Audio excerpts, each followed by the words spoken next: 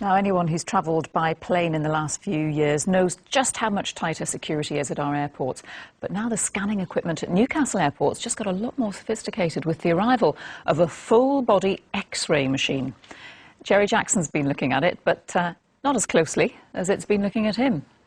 It's innocuous, silent, and doesn't make your eyes water. But seconds later, there's nowhere left to hide. And nowhere left to hide anything. And that includes inside you. And this is me. And the first thing you'll notice, apart from my manly physique, is how extraordinarily detailed the whole thing is.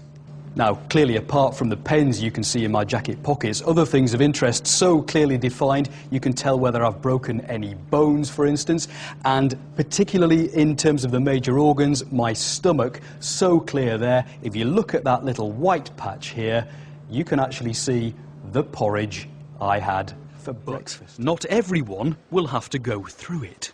It is voluntary unless we have suspicions. In that case, people will be asked to go into the machine. They will have no option. There's no fooling this machine. It is absolutely groundbreaking. It takes 15 seconds, and therefore, as a process, it speeds up the process for the airport. The authorities say the machine emits very little radiation, so if you're innocent, your only concern might be for your modesty. Jerry Jackson, BBC Look North, Newcastle Airport.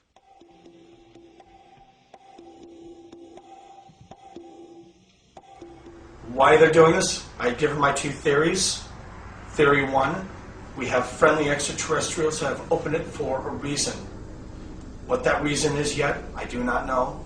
But this will not be the last I'm working on. I'm not stopping after this. I'm going to be digging very deep. I'm going to be continuing working on this, and as I get new information, you'll be getting the information, everything I get, Carrie. Is this friendly ETs have opened up for some reason? That could be.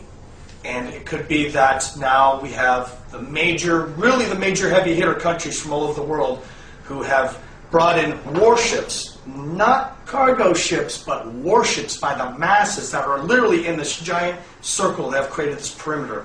They've even, is there scientific research there where a certain doctor who attempted suicide, oh yes, that worked directly for this research company, said the world needs to know, and then all of a sudden, unexplainably went crazy and tried to kill herself, who worked for a company that the information has gotten out that are doing research on combining alien and human Camelot DNA. Was in touch with a secret source last night who was talking about synthetic beings and basically, I guess, some form of biological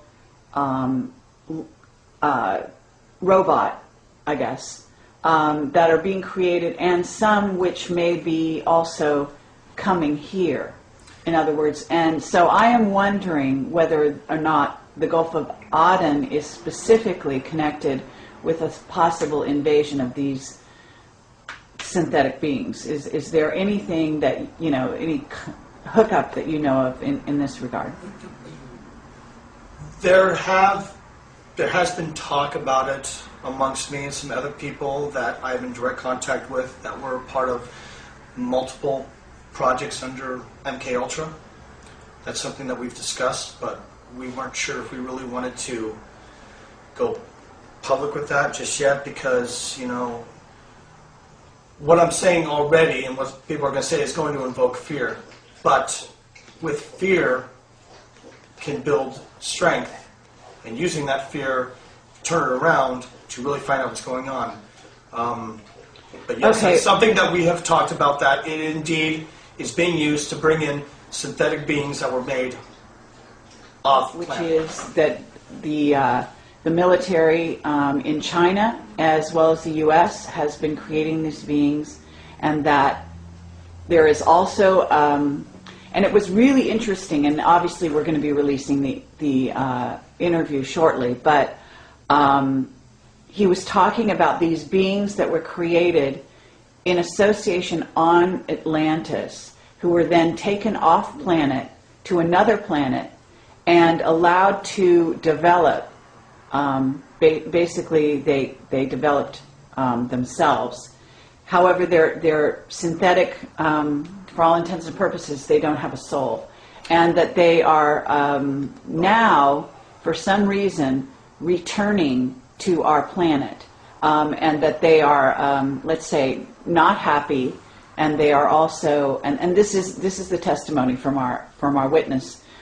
So it just dovetails in a very interesting way. Now, this person was not able to say whether they had arrived yet. I think that he was indicating that they had not, but I'd have to go back over the transcript to verify that.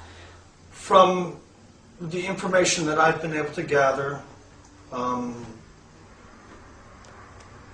my intuition says that they are currently arriving because of the huge electromagnetic anomaly that happened specifically on January 5th of this year, 2010.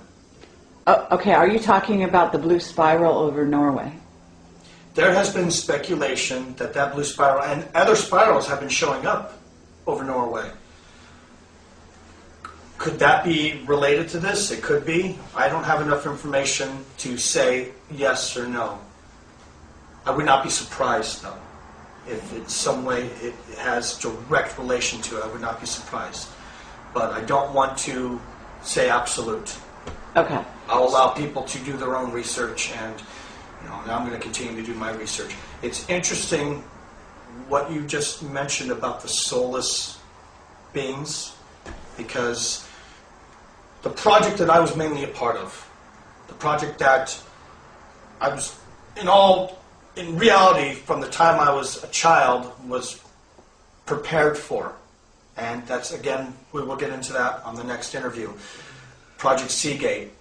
Project Seagate was a major project with a huge underground base location, and they were working on many different sub-projects. Project Seagate is almost like a subversion of MK Ultra. Project Seagate, one location, but had many sub-projects. Everything from the Human Dolphin Super Soldier program to an Omega program where they were making soulless beings for remote viewing and actual, via the Seagate, being able to put people, and yes, this is real people, their astral self, their energy, their soul, into one of these robots for covert operations, so that if the body gets killed, they are able to extract and put it in. I have people that I know that this has happened to, and we have absolute evidence of this happening. So this is a lot like Avatar, basically. You're talking about military personnel that basically they're going in, inhabiting these robotic beings. Yes. Yeah, that's fascinating. And also they found that it was easier to have this for traveling for operations through the Seagate, off-planet.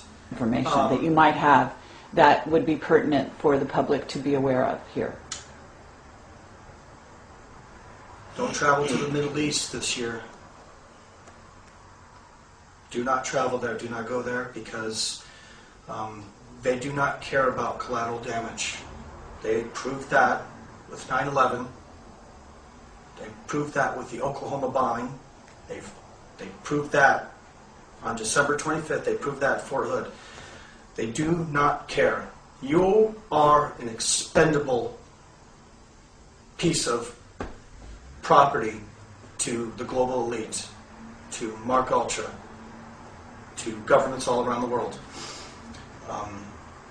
I have just a really deep, sinking, dark feeling that there's going to be a lot of death. I've been seeing death. I've been having visions of some really horrible scenarios that could definitely are possible, not just in the Middle East, specifically Yemen, but in country. Do your research.